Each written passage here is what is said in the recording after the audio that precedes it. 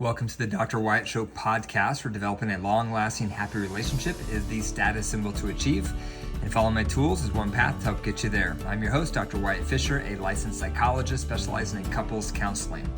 If you want to improve your communication so that you have more love and less conflicts, download my app today, Keep the Glow, KTG, wherever you get your apps, and start with 2 weeks free.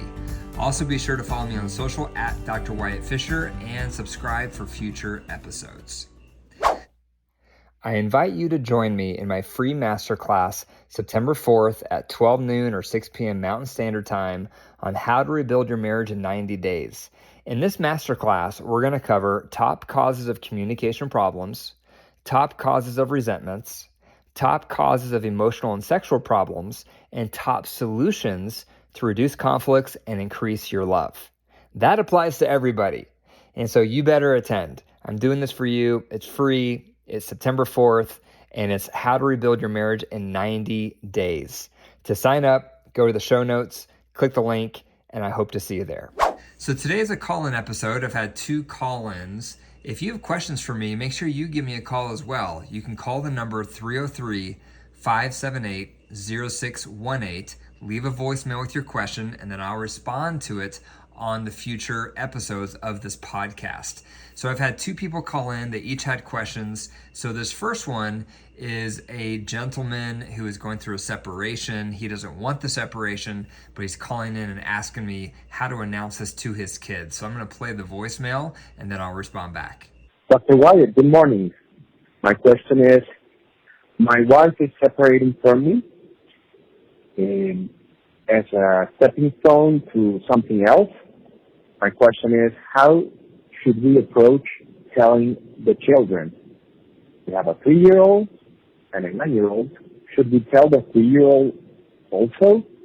And what steps should we take to prepare ourselves and tell them? I do not agree with the separation. I don't want to participate, but it's a done deal. So I want to be as respectful as possible as considered, and I want to keep the best interest of my children intact. Thank you. So first of all, my heart goes out for you. I'm so sorry you're going through this. It's an awful experience when you're going through a separation and you don't want the separation, and then especially when kids are involved. And the impulse, the temptation, is to blame your partner in front of the kids and tell your kids it's your partner's fault.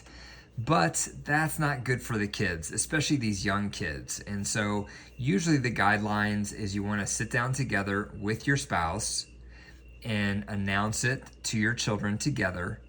Remind your children that you love them. Remind them that they have not caused this to happen.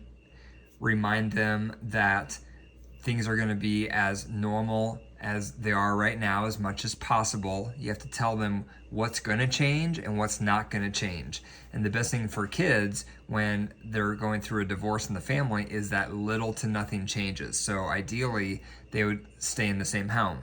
They would keep going to the same schools, be in the same neighborhoods, things like that, where the more consistent things are, the better for the kids.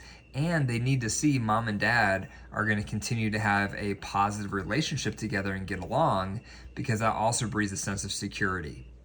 And so those are some guidelines. You want to steer clear from blaming each other, steer clear of sharing too many details, and again, just remind them of your love for them and that things are going to be okay. And again, remind them of all the things that are going to stay the same. Because in their world, that's what matters most, is what's going to change. How's this going to impact me?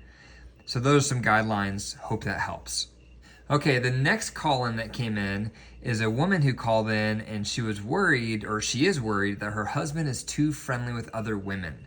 And she's wondering, what is the balance? Is it okay to be friendly with the opposite gender, to be playful, or is that not a good idea? So I'll play her voicemail now, and then I'll respond back. Hello. My question is how much is too friendly with the opposite sex, just in general, like playfulness or things like that. I did meet you in one of your marriage things, but I am a jealous person. We've had issues through the years on and off, but my husband's very friendly.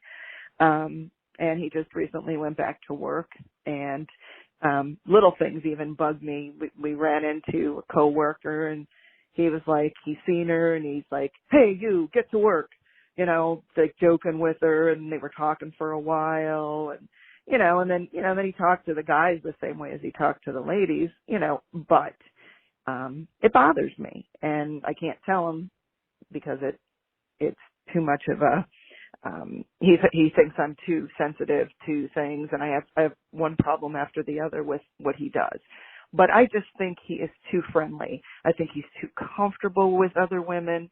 I think, I know guys that just say, hi to other women or just ask a few things, but I just think he's just way overly friendly. That's my opinion. But that's what my question is, how friendly is too friendly? And should you joke with the opposite sex? I feel he's playful when he jokes, like whether he's scaring them or whatever. I don't feel you should be playful. Okay, that's all. Okay, so for this topic, it can be a little tricky, especially based on who you're married to and their track record. So for this woman, if you're married to this person, your husband, and if he has a history of infidelity, then hands down, this is a problem, because this has probably gotten him into trouble before. But what if he hasn't ever had problems with crossing boundaries with women? He's never been unfaithful. Then it gets a little more vague, a little more gray on what the recommendation is. Usually in that kind of scenario where there's been no infidelity in the past, usually it's some kind of compromise in the middle. So he may be a friendly person, but he needs to be sensitive to how you feel as well. And maybe you're more sensitive, and like you mentioned, you may be prone to jealousy. And so it's kind of this clash of the worst of two scenarios. You have someone who's overly friendly mixed with someone who could be overly sensitive. And so where's the truth? Where do you land on this? Well, it's hard to know unless I could really see the behaviors and evaluate it more closely. But sometimes the truth is somewhere in the middle. And that would mean you both may need to work on this dynamic. So for him, he may need to work on realizing how he may be coming across and realizing he may be giving the wrong impression to these women. He may come across like he's interested, even though he's not. And he needs to be aware of that and own that, and therefore curb some of his behaviors so he's not giving the wrong impression. And for you, the caller, you may need to work on being less sensitive and realizing he's always been faithful.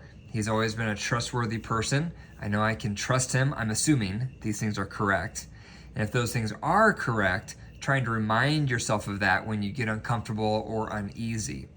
It also can help to foster your connection together, because usually jealousy can creep in the more you're detached with your spouse and vice versa.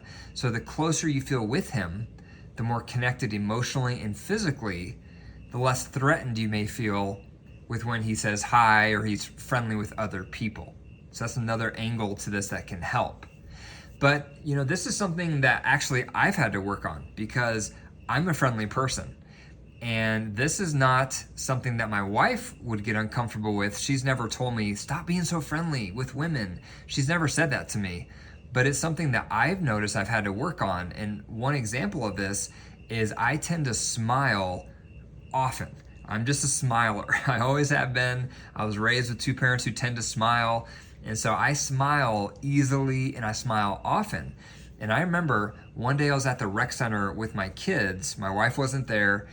And I passed this woman, and without realizing it, I smiled at her because I'm a smiler in general. And then she smiled at me, and then she started pursuing me at the rec center. Every place I went, there she was smiling at me and trying to talk to me. And it took me a while to realize I think I gave her the wrong impression because I tend to smile. And so because I looked at her and smiled when I was passing her initially, she must have gotten the wrong impression, and then she started pursuing me.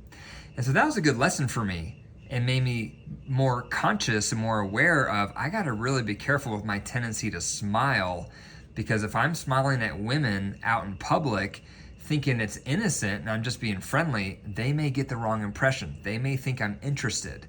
So that was just a personal conviction I had that I've had to curb and work on. And again, it wasn't in reaction to my wife telling me to knock it off, but it was just a personal conviction I had because I did not want to give women the wrong impression.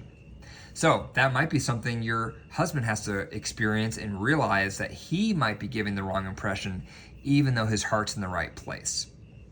So hope that helps and gives you and your husband some things to consider. Thank you for listening to the Dr. Wyatt Show podcast. As a reminder, sign up for my free marriage masterclass coming up. It's coming up again on September 4th at 12 noon and 6 p.m. Mountain Standard Time. The link is in the show notes.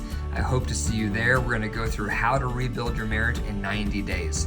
If you're appreciating this podcast, be sure to leave a review. I really appreciate the reviews because when I record this, I'm just by myself recording this and I wonder, is anybody listening?